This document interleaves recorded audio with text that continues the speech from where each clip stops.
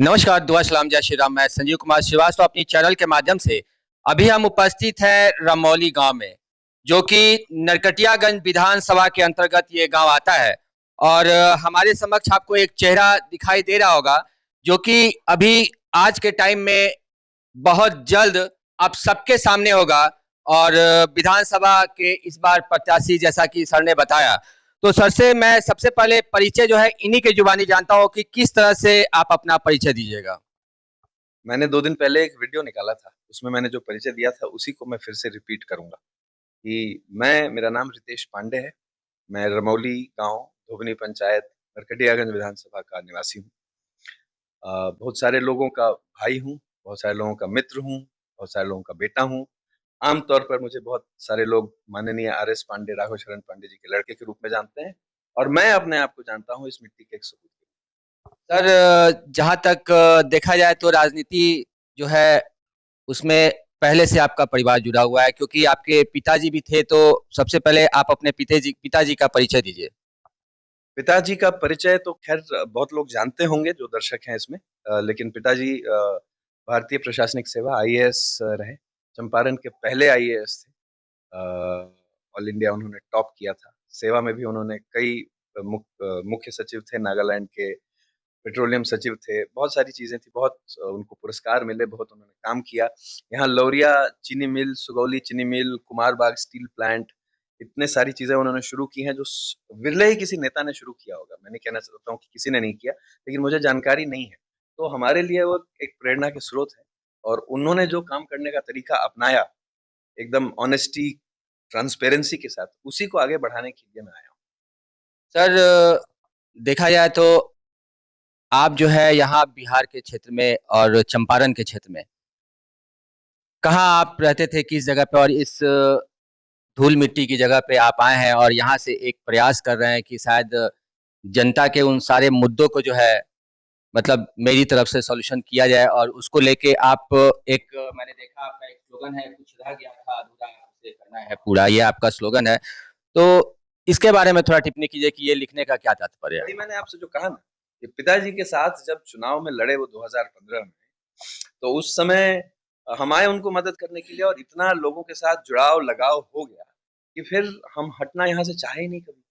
उसके बाद नौकरी छोड़ दी अच्छी खासी। मतलब यहाँ के लोगों से आपको प्यार मोहब्बत हो गया, आप यहाँ के बारे में और यहाँ का अच्छा सोचने के लिए आप मतलब मजबूर हो बहुत बहुत लगाव हो गया यहाँ का। जो भी है, पहले आते थे तो अपने गांव देहात में अपने खास पट्टी पटदारी संबंधियों से मिलकर चले जाते थे। पूरी जनता, इतना बड़ा क्षेत्र है हमारा, दोनों चंपारण मिला के 1 करोड़ लोग हैं लगभग। तो खैर मैंने बहुत सारा, हमको लगा कि ये एक कर्म भूमि भी बन सकती है जन्मभूमि के अलावा। मुझे ऐसा महसूस हुआ और उसके बाद तो बस। जिस तरह सोशल मीडिया पे भी देख रहा हूँ आपने एक पोस्ट डाला है अपना परिचय करके, जो आप उस पे अपना परिचय बता रहे हैं। लेकिन सर, मैं सिर्फ आपसे ये पूछना चाहूंगा कि आप, जनता जो है आपको क्यों चुने? क्योंकि देखिए, आपने ये अभी जो आपने अपना निश्चय किया है कि हमें इस बार आना है, तो कुछ सोच के किया होगा, कुछ प्लानिंग होगा आपका। और किस तरह से आपने जो है ये रोड मैप तैयार किया है? देखिए, जनता क्यों चुने, जनता को सिखाने की हैसियत हमारी आपकी नहीं है। जनता सर्वोपरि होती है, जनता नहीं सर, मेरे कहने का मतलब जैसे कि विकास को लेके है कि किस तरह से आप अभी आज के टाइम में आप देख रहे हैं कि इतने सालों से जो है विधानसभा में जो अभी रही हैं विधायिका, और साथ के साथ आप उनसे बेहतर उनसे बेहतर आप क्या कुछ, मेरी हमारी जनता जो देख रही है वो जानना चाहती है। देखिए, किसी विशेष व्यक्ति विशेष के बारे में मैं टिप्पणी नहीं करना चाहूँगा। मेरे पार्टी की विधायिका हैं, मेरी पार्टी उसमें है, तो उसके बारे में मैं विशेष कोई टिप्पणी नहीं करना। लेकिन एक जनरल आम तौर पर यदि बात की जाए, तो जो हमारा पॉलिटिकल व्यवस्था है इस समय, उससे लोग क्या खुश हैं? आप खुश हैं क्या? या जिस आम इंसान से आप मिलते हैं, वो लोग खुश हैं क्या? हर आदमी को कंप्लेन होता है, स्वच्छता के बारे में, ट्रांसपेरेंसी के बारे में, ऑनेस्टी के बारे में, लोगों के उपलब्ध ना होने के बारे में, लोगों के जो फंड आता है उसका कहाँ यूज़ हुआ उसके बारे में। आप नहीं, एक सबसे अहम सवाल ये है, लोग लंबी अपनी सूची बनाते हैं, हमने ये किया, ये किया, ये किया, ये किया, ये किया। यदि कोई उनसे पूछे कि आप नहीं होते, तो ये नहीं होता। विधायक वही ना मतलब है। तो अब मेरा मतलब है कि हमारे होने से कुछ अंतर होना चाहिए ना, है ना? प्रधानमंत्री जी तो बहुत कुछ करवा रहे हैं, यशस्वी हैं प्रधानमंत्री, ऐसा प्रधानमंत्री शायद ही हुआ हो कहीं। लेकिन अब उनके हर काम को हम लिस्ट ले, तो हमारे रहने का फिर क्या मतलब? वो हमको जोड़ना है ना उसमें। तो ये सोच के साथ आ रहे हैं। सर एक विधायक का अपने कार्यकाल में कैसा रोल होना चाहिए? विधायक का देखिए सबसे बड़ी बात है कि विधायक को उपलब्ध होना चाहिए। विधायक से लोग क्या चाहते हैं कि आप उपलब्ध हो, आप हमारे लोकल के हैं, हर चीज़ में आपको उपलब्ध होना चाहिए और यदि विधायक उपलब्ध होगा तो उसको सारी समस्याएँ का जानकारी होगा, वो जनता में घुलेगा-मिलेगा, सब कुछ उसको मालूम होगा, तभी ना जाके वो कुछ करेगा। तो सबसे ज़रूरी चीज़ है कि विधायक को उपलब्ध होना चाहिए। आप उपलब्ध होंगे तो सब बाकी होगा। जनता तो कहती है कि जब वोट का समय आता है हमारे पास आते हैं लुभाने तरह-तरह की जो है वो लोग कमिटमेंट करते हैं और चुनाव जीतने के बाद एक बार हाल-चाल भी लेने तो दूर की बात है, वो पूछते तक नहीं है तुम कैसे हो और तुम्हारी परेशानी कैसी है? और जनता कहीं न कहीं देखे तो इस बार जो है जनता सोच में पड़ गई है कि हम क्या करें और नहीं करें। तो उन जनताओं को आप कैसे कन्विंस कीजिएगा कि अगर आप आ रहे हैं, अगर आपको टिकट मिलती है, तो आप ऐसा क्या कुछ उस जनता के क्या सोच के ऊपर उतर पाएँगे? देखिए, हम तो वही अब बोलने वाली बात हो गई कि हम जनता को कैसे कन्विंस करेंगे, हम तो बोल ही सकते हैं और जनता जो आप कह रहे हैं कि जनता हमेशा कहती है, हर नेता के बारे में ऐसा नहीं कहती जनता। ऐसे नेता लोग हैं जिनके बारे में जनता कहती है कि हम जब फ़ोन करते हैं तो फ़ोन उठाते हैं, फ़ोन नहीं उठाते हैं तो वापस कॉल बैक आता है, ऐसा होता है ना? तो इसलिए ऐसा हर आदमी ऐसा है, ऐसा कहना गलत सर किसी पार्टी विशेष को लेके मैं बात नहीं कर रहा हूँ। एक आम नागरिक होने के नाते अगर मैं आपसे पूछूँ कि आप का जो विधायक है, उसका अपने विधानसभा क्षेत्र में कैसे पकड़ होनी चाहिए और क्या ऐसे कार्य होने चाहिए जिसको मतलब जो जनता के लिए बहुत ही कंपल्सरी है? नहीं, मैं सवाल आपका समझा। आप एज़ ए आम नागरिक बताइए कि आप विधायक अगर आप चुनते हैं, तो उस विधायक में क्या ऐसी क्वालिटी होनी चाहिए कि आप उस विधायक को चुनिएगा? आम नागरिक के पास समय नहीं है कि वो जाके और राजनीति का एक-एक पॉइंट को फ़ॉलो करे। हम ऑफ़िस में हैं तो नहीं, नहीं मैं आपसे पूछ रहा हूँ। हाँ, मैं बता रहा हूँ, तो मैं उसी का जवाब कि हम आप समझते हैं कि हम राजनीति में हैं तो एक-एक चीज़, एक-एक मोमेंट, एक-एक चीज़ फ़ॉलो कर रहे हैं। आम जनता त्रस्त है अपने डे टू डे प्रॉब्लम्स के साथ। रोज़मर्रा की समस्याओं के साथ वो लोग परेशान हैं। अगर उन समस्याओं में किसी नेता का कोई ऐसा काम हुआ जिससे उनको फ़ायदा दिखा, अच्छा लगा, तो जनता को खुशी मिलेगी, है ना? जैसे मैं उदाहरण देता हूँ, यहाँ से एक रोड जाता है लौरिया से बगहा, जाता है ना? लौरिया से बगहा वाला रोड 40 किलोमीटर का जब 2015 में मेरे पिताजी आए थे चुनाव लड़ने, उस समय यहाँ से हम लोग को लगता था डेढ़ पौने 2 घंटे। आज कितना समय लगता है यहाँ से बगहा जाने में? आज 40 मिनट लगता है ना? तो अंतर पड़ा ना? उस रोड से निकलता है। ये एक काम हुआ जिससे कि फ़र्क पड़ा लोगों को। तो ये सब काम होना चाहिए। खाली आपने फंड अपना खर्चा कर दिया, 100 फीट रोड इधर बना दिया, 10 गो शादी आपने अटेंड कर लिया, तो सब समझें कि अब सब जनता खुश हो गई। ऐसा नहीं, जनता के जीवन में फ़र्क पड़ना चाहिए। जनता को क्या संदेश देना चाहते हैं? जनता को संदेश हम क्या देंगे? जनता जनार्दन है, जनता हमको संदेश देती है, जनता हमको सिखाती है। लेकिन जनता से हम ये कहना चाहेंगे कि डिमांड मोर, अधिक डिमांड कीजिए अपने जनता से, छोटी-छोटी चीज़ों से खुश मत हो जाइए। सर तो डिमांड पूरा ही नहीं होता ना क्योंकि वो बोल-बोल के मतलब थक चुके हैं। मतलब एक कहा जाता है भोजपुरी में थेथर हो चुके हैं। तो जनता तो अपने विधायक से माँग कर रही है, अगर वो माँग पूरा नहीं होता है तो क्या जैसे कि आप कोई सामान लेने किसी दुकान में जाते हैं और रोज़ उस दुकान में जाते हैं 4 दिन 10 दिन अगर वो दुकान बंद होता है, 11वीं बार आप जाना छोड़ देंगे। जस्ट लाइक दैट वैसे ही अभी जनता के साथ जो अभी सिचुएशन है क्योंकि वो बार-बार अपनी परेशानी अपनी गाँव के छोटे-मोटे सड़कों को लेके या किसी प्रकार के लाइट की स्थिति को लेके आप अनेकों प्रकार की शिकायत है जो जाकर अपने विधायक से बोलते हैं लेकिन विधायक उस बात को इग्नोर कर देता है। हो रहा है कि जब आप दुकान में जाते हैं और आपको खुशी नहीं मिलती है, तो आप जाना छोड़ दें तो फिर भी ठीक है, दुकानदार सुधर जाएगा।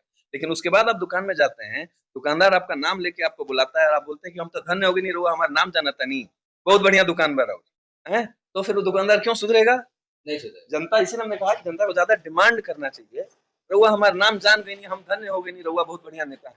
ठीक है, नाम जानना चाहिए, खुशी की बात है, अच्छी बात है, लेकिन केवल वही पर्याप्त हो जाए, कहीं न कहीं जनता समझौता करने लगी है और ये समझौता नहीं होना चाहिए, हम लोग के लिए खराब है। सर हमारे दर्शक जो है, जो आपको देख रहे हैं इस समय और उनको एक बार अपने एजुकेशन के बारे में बताएँ जहाँ तक मैंने सुना है कि आईआईटी और आईआईएम के आप जो हैं जी हाँ, बहुत पापड़ बेले हैं हमने, पढ़ाई-लिखाई खूब किया है। पिताजी भी एजुकेशनल बैकग्राउंड से आते थे, जैसे मैंने कहा पिताजी आईएएस में थे, यूनिवर्सिटी के टॉपर थे, आईएएस में भी टॉपर थे। तो हमने भी खूब पढ़ाई-लिखाई की, आईआईटी गए, आईआईटी बॉम्बे गए, बीटेक किया वहाँ से, फिर आईआईएम कलकत्ता गए, वहाँ से एमबीए किया, फिर नौकरी की। तो ये सब जो पापड़ बेलने होते हैं, उसके बाद नौकरी थी, अच्छी नौकरी थी एमएनसी में। वो 5 स्टार होटल में रहना और नेशनल बिज़नेस क्लास में ट्रैवल करना, शुरू में बहुत अच्छा लगता है, बाद में मन भर जाता है, उससे लगता है कि कुछ और किया जाए। तो तो अभी ये मैं सब जो चीज़ें हमने सीखी हैं, वो तो हमेशा साथ रहेंगी, लेकिन उस सीख के साथ एक नई ज़िंदगी, एक नया दौर शुरू करने की कोशिश है। बहुत कुछ छोड़ के आए हैं। बहुत कुछ कहा करते हैं। सर आईआईटी, आईआईएम एक जैसे माना जाता है कि वो पाने के लिए बहुत पापड़ बेलना पड़ता है और बहुत बेलना पड़ता है। लेकिन उस जगह को छोड़ के आप इस जनता के बीच में इस धूल-मिट्टी में आप आए हैं और अपना परिचय दे रहे हैं, लोगों को बता रहे हैं कि जैसे इस स्लोगन के द्वारा आप कह रहे हैं कि कुछ रह गया था अधूरा अब उसे करना है पूरा। तो सर उस लिस्ट में एक आध कोई चीज़ हो तो आप बताएँ ताकि जनता उसको सुने? जैसे कि? लिस्ट तो बहुत लंबी है। इसका तात्पर्य है मेरे पिताजी के काम से। पिताजी ने जो काम करना शुरू किया, जो कि एक तरह से अधूरा रह गया। आज भी आप जाइए, बंगा जाइए, पूछिए लोगों से। एक विधायक यदि 5 किलोमीटर रोड बना दे अपने कार्यकाल में, अपने उससे फंड से नहीं बोल रहे हैं, अपने एफर्ट से बनवा दे तो वो बहुत बड़ी बात होती है। सैकड़ों 100 किलोमीटर का रोड उन्होंने बनवाया, सब मिला लिया जाए। फंड तो आता है ना सर? नहीं, फंड आता है आपका 3-4 करोड़। 3-4 करोड़ में आप कितना रोड बनवाइएगा? 1 साल का? हाँ, हाँ, 1 साल का 4 करोड़ आता है। 4 करोड़ में कितना रोड 5 करोड़ हो गया। 5 करोड़ हो गए। 5 करोड़ में कितना रोड बनवा ज़रूरी ये है कि जब कोई जनप्रतिनिधि जानता है, व्यवस्था को जानता है, वो पटना में लोग को जानता है, वहाँ के ब्यूरोक्रेट्स, मंत्रियों को जानता है, तो वहाँ जाके टेबल थपथपाता है, बोलता है कि ये काम करिए, यहाँ से वहाँ तक 15 किलोमीटर का रोड है, बनवाइए, वो फंड से नहीं बन सकता है। तो 5 साल का फंड ही खत्म हो जाएगा एक रोड बनने में। उनसे लड़के, उनसे कह के, जो फंड सरकार ने एलोकेट किया हुआ है, 500 करोड़ किया है, उसमें ज़्यादा से ज़्यादा मेरे विधानसभा क्षेत्र में आए, यहाँ रोड बने। तो वो हमने काम किया था, बहुत सारा काम हुआ है, लेकिन अभी तो अंग्रेजी में कहते हैं ना, we have just scratched the surface. अभी तो बस ऊपर का ही परत हमने ये किया और उसी में लोग बोलते हैं कि आपने कितना काम कर दिया। तो उसी को पूरा करना चाहिए। हमारा मतलब यही है। तो एक सवाल और है आपसे कि आप क्षेत्र में तो घूमते होंगे यहाँ के जैसे कि अ, अनुमंडल अस्पताल हो गया या बहुत और भी बहुत सारे ऐसे जगह हैं जहाँ की आप जाते ही होंगे क्षेत्र में और आप देखते भी होंगे कि वहाँ पे किस तरह से अभी व्यवस्था है और कैसा होना चाहिए। इसमें तो एटलीस्ट आप इतने पढ़े लिखे हैं तो आप तो उसका कंपैरिजन तो कर ही सकते हैं कि क्या होना चाहिए according to this city Narkatiaganj. तो इसको आप किस तरह से देख रहे हैं सर? नहीं, बहुत ही दुखद है। मुझे हाल में मालूम चला अस्पताल में किसी को सीपीआर जो होता है जब आदमी सिंक करने लगता है इमरजेंसी चीज, इमरजेंसी सीपीआर भी नहीं देने की व्यवस्था नहीं है। लोग बहुत सारी परेशानियां हैं। तो इसमें तो बहुत दयनीय स्थिति है। इसको ठीक करने के लिए कई सारी चीजें करनी है। डॉक्टरों की बहाली से लेके वहाँ की व्यवस्था बदलने के बारे में अब मैं स्पेसिफिक जवाब इसमें देने से अभी परहेज करूंगा, क्योंकि सारी बातें अभी जाननी बाकी हैं। लेकिन स्थिति तो दयनीय है ही, बहुत दयनीय। शहर के और शहर के आसपास करीब 10 किलोमीटर 20 किलोमीटर क्योंकि एक देहाती क्षेत्र में आता है और देहाती क्षेत्र में लोग उस तरह पैसा वाले नहीं होते हैं। मिडिल फैमिली होती है या गरीब तबके के लोग होते हैं और उन लोगों के लिए एक देखा जाए तो अगर उस सिचुएशन में सिर्फ एक अनुमंडल अस्पताल ही है जहाँ जाके वो ट्रीटमेंट करा सकते हैं। लेकिन वहाँ पे मंत्री सांसद सब कुछ होते हुए भी वहाँ पे ना आज तक एम्बुलेंस की व्यवस्था हो पाई, ना वहाँ पे आज तक दवाई मिलती है, जो सस्ती दवाई है हॉस्पिटल में मिलेगी, जितनी महँगी दवाई है बाहर मिलेगी। उसके अलावा वहाँ पे डॉक्टर जो है ना मतलब शाम के टाइम के बाद से नज़ारत रहते हैं। मतलब कुछ समय तक तो 6-7 महीने, 8 महीने, 10 महीने तक तो वहाँ का बोर्ड तक नहीं था कि पता लगे लोगों को कि अगर इलाज कराने आते हैं उस शहर के बारे में उनको जानकारी नहीं है कि यही अनुमंडल अस्पताल है। लेकिन उसपे हमने कुछ वीडियोज़ वगैरह बनाया जिसको लेके कुछ बोर्ड वगैरह वहाँ पे लगे हैं। तो आई होप सो कि अगर आप आते हैं और अगर आप जीत जाते हैं तो आप इस पर विशेष ध्यान दीजिएगा। You hope so, I know so, I believe so. मुझे यकीन है कि कुछ ना कुछ होगा। क्योंकि सर आने के पहले सब कोई कहता है, लेकिन करता कोई नहीं है। अब इसका इसका तो करने में ही इस जवाब का जवाब है कि वो जवाब दें, जो भी हम जवाब दें वो जवाब पर्याप्त नहीं होगा। तो जब वक्त आएगा तभी पता चलेगा। देखा आपने कि सर ने बताया कि वक़्त आएगा तभी पता चलेगा और मैं भी कहूँगा कि सर को जो एक बार आप लोग चांस दें ताकि इस बार अपने आप को और जनता को भी दिखाएँ कि एक्चुअल में जो विधायक का रोल होता है, अपने विधानसभा क्षेत्र के लिए वो कैसा होता है और अपने विधानसभा क्षेत्र के लिए क्या-क्या कुछ कर सकते हैं। तो जय हिंद, बने रहें हमारे वीडियो के साथ। धन्यवाद।